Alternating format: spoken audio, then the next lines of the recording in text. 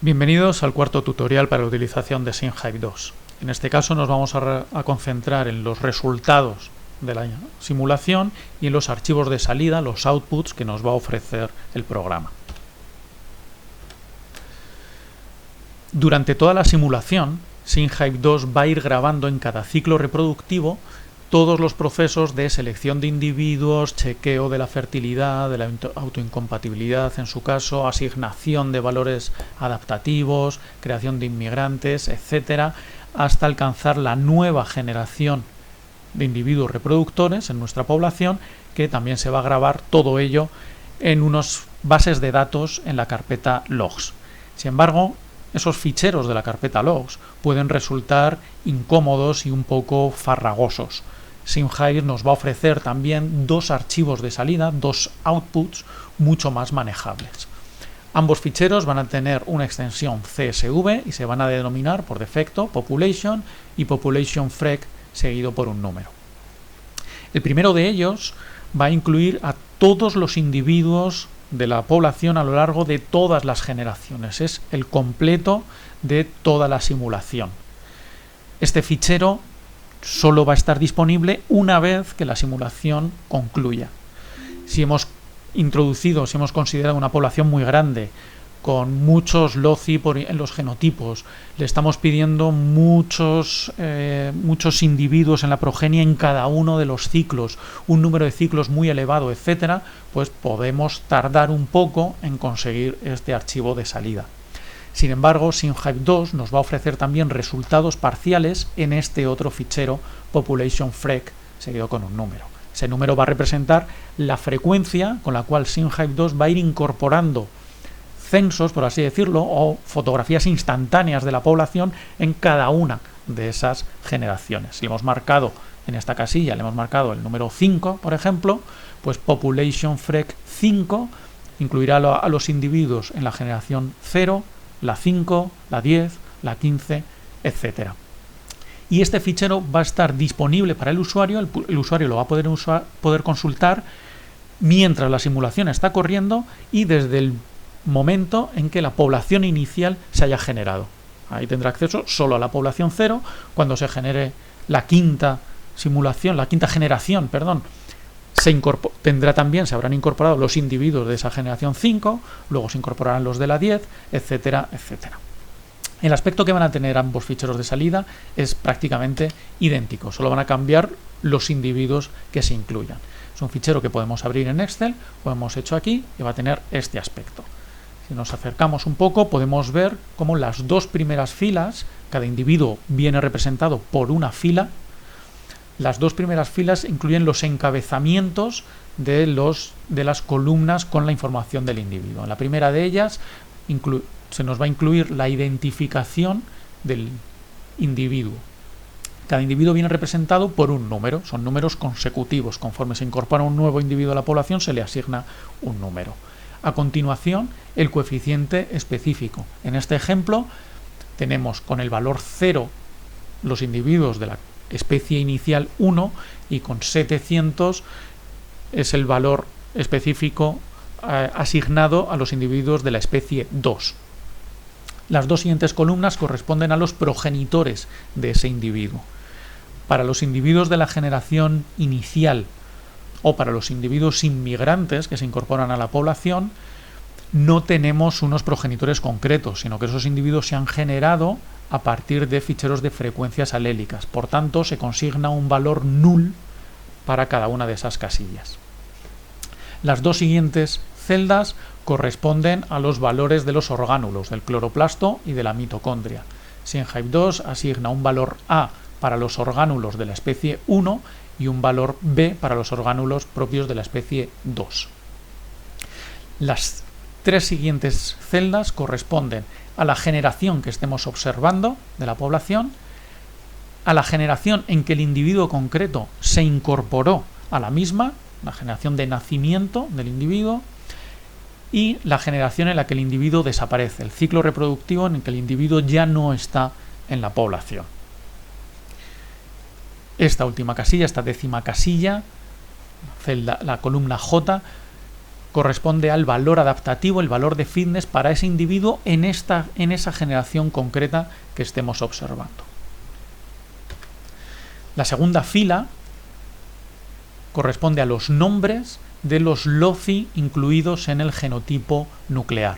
En este caso empezamos por el locus de autoincompatibilidad y una serie de LOCI nucleares considerados neutrales, que en este ejemplo los hemos denominado locus 1, locus 2, 3, etc.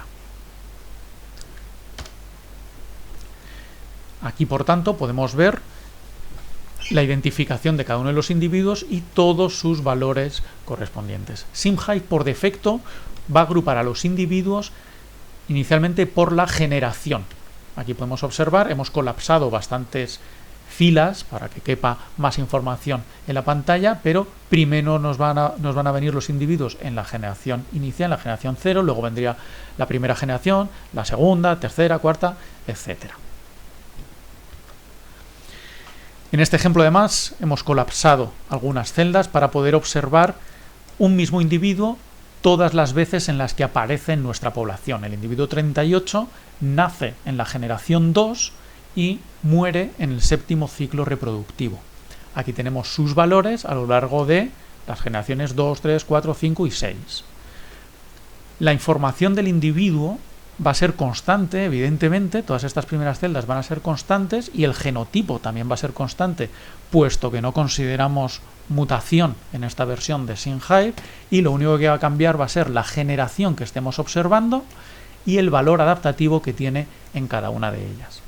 Debido al envejecimiento que hemos incluido, el valor adaptativo normalmente va a ir bajando de ciclo en ciclo. Como son valores relativos, se compara con el resto de individuos de su generación, podemos encontrarnos con que en algún caso el valor adaptativo es ligeramente superior al que tenía en la generación anterior, pero la tendencia general va a ser la disminución del valor adaptativo hasta la desaparición del individuo. En este caso, el individuo parte en su generación de nacimiento con un valor de 0,69, un valor relativamente alto, y va disminuyendo a lo largo de los ciclos hasta que en la sexta generación su valor adaptativo es el más bajo de toda la población. Evidentemente, este individuo va a desaparecer en el siguiente ciclo reproductivo. Entonces nos indica que muere en el ciclo séptimo. Si nos desplazamos hacia esta zona a la izquierda, tenemos en esta segunda celda el valor de su coeficiente específico. Tiene un valor de 525. Es por tanto un individuo híbrido intermedio entre el valor 0 de la especie 1 y el valor 700 de la especie 2. Y tenemos a continuación la identificación de sus individuos progenitores. Podemos rastrear el pedigrí completo de cualquier individuo en toda la simulación. En este caso es un individuo que surge en una generación muy temprana, en la segunda generación, con lo cual el pedigrí va a ser corto. Pero sí tenemos aquí identificado que su padre es el individuo 27, que es este de aquí, que pertenecía a la generación inicial, y su madre es el individuo 28, que es un individuo que surgió en la primera generación. ¿De acuerdo? Podemos ver, además, cómo sus coeficientes, ese individuo 28 era un individuo intermedio con un coeficiente específico 350, era un híbrido de primera generación, y el individuo 38 es un retrocruzamiento con un individuo de la segunda especie, con una categoría específica 700. Al reconstruir el pedigrí nos podemos dar cuenta, además, de que este individuo 38 procede del cruzamiento del individuo 27, actuando como padre, con el individuo 28, que a su vez era hijo del individuo 7 y del individuo 27, del mismo individuo 27, en esta ocasión actuando como madre. Los individuos en SimHive se consideran hermafroditas. Pueden actuar como padre y como madre. Por lo tanto, este individuo 38 tiene un grado de consanguinidad, un grado de endogamia importante. Procede del cruzamiento de un individuo con otro individuo de su propia progenie. Si nos fijamos en el locus de autoincompatibilidad, vemos que el individuo 38 es homocigoto. Esto considerando el mecanismo de autoincompatibilidad que puede contemplar SimHive sería imposible. Por lo tanto, podemos deducir que el usuario en esta simulación le ha dado instrucciones a SimHive de que no considere la autoincompatibilidad. Pues estos ficheros de salida que nos está ofreciendo SimHive son muy fácilmente transformables en ficheros de entrada para algunos de los software más populares en genética de poblaciones. Es el caso, por ejemplo, de GeneAlex. GeneAlex en realidad es una macro que funciona en Excel directamente. El archivo de entrada que requiere GeneAlex tiene este aspecto y es bastante estricto en cuanto al formato. En la primera fila hay que introducirle exactamente la información que figura en la pantalla.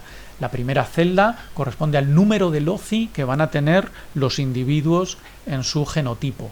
A continuación, el número de individuos que hay en total en esta población o en este conjunto de poblaciones que estemos analizando. La tercera celda nos indica el número de poblaciones consideradas. Y en este caso tenemos 4.200 individuos agrupados en 7 poblaciones. Y esas poblaciones van a tener un tamaño que se consigna en las siguientes celdas. En este caso, este fichero corresponde a la salida de una simulación de SimHive, en la cual hemos decidido utilizar como poblaciones para el análisis de GeneAlex precisamente las generaciones de nuestra simulación, la generación 0, la 5, la 10, etc. Todas tienen el mismo tamaño, un tamaño constante de 600 individuos. La segunda fila en el archivo de entrada de GeneAlex contiene esta información. La primera celda, el nombre que le queramos dar al experimento, es opcional rellenar esta celda o no, del mismo modo que es opcional asignar los nombres a cada una de estas poblaciones. La tercera fila nos identifica el encabezamiento de la celda correspondiente a la identificación del individuo, la celda correspondiente a la identificación de las poblaciones que estemos considerando. Como hemos dicho, en este caso hemos considerado como poblaciones las generaciones. Tenemos la generación 0, a continuación tendremos los individuos de la generación 5, de la 10, etc. Y finalmente los nombres de los LOCI incluidos en el genotipo nuclear. En este caso empezamos por el locus de autoincompatibilidad, SI, luego locus 1, locus 2, etc. El genotipo se considera diploide y viene ocupado por 2 celdas. Es exactamente el mismo aspecto que tenía el archivo de salida de SimHive 2. Por lo tanto, si tenemos nuestro archivo de salida bruto de SimHive 2, para transformarlo en un archivo de entrada para GeneAlex, simplemente tendremos que modificar las celdas del encabezamiento. Estas 2 filas del encabezamiento las tendremos que transformar en 3 filas con la información que nos solicita GeneAlex, y sí será necesario que eliminemos todas estas columnas que están señaladas en gris. Es información que GeneAlex no es capaz de utilizar y no va a ser capaz de entender. En este caso, nosotros nos hemos quedado con la identificación del individuo y con el valor de la población, que aquí hemos considerado que sea la generación. Estaremos observando las distintas generaciones de nuestra simulación. El resto, las que están en gris, las tendremos que eliminar.